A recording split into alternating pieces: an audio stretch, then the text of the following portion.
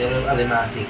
Our ulam for today is seafood. Ngayon, pakuluan natin ng ilang minutes tong alimasag. Ayan. Ayan. Medyo nagbo-boil na ang ating alimasag. More pa, more. Okay. And ayan. Nag-iba na yung color. Ready na siya.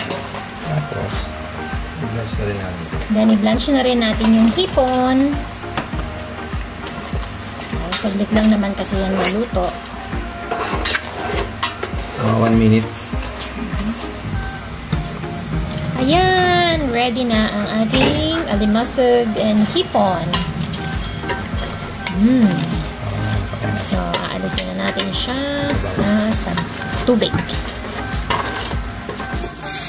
Okay, maglagay tayo ng butter. Dito tayo magigisa ng bawang and sibuyas.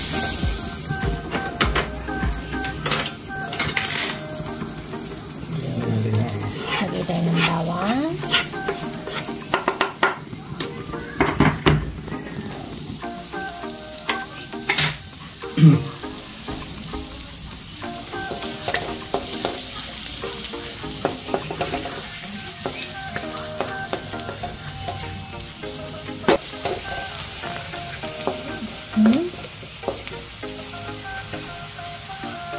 Sunod na natin ang sibuyas.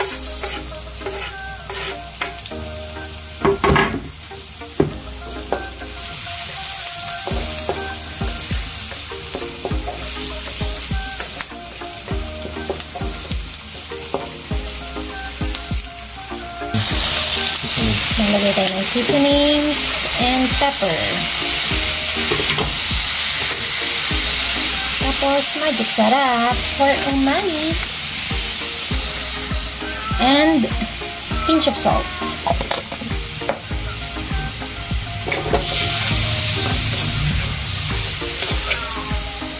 Tapos, lalagyan na natin ang ating seafood.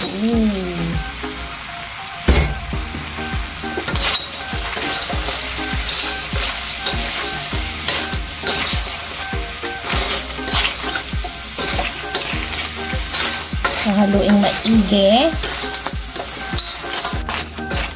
So, ayan. Ready na ang seafood. And then, ilalagay naman natin ang sili at toge.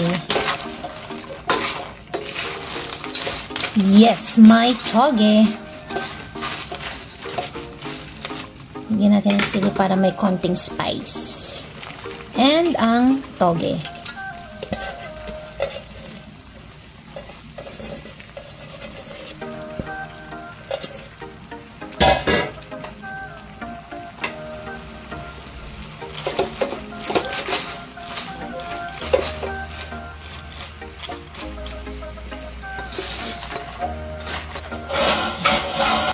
Tapos yan, takpan muna natin.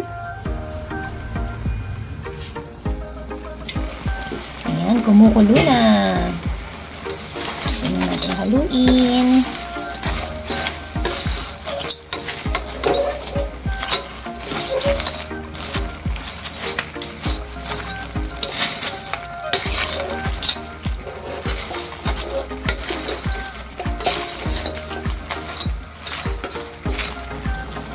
Ayan, ready na ang ating seafood with toge. Very easy to cook.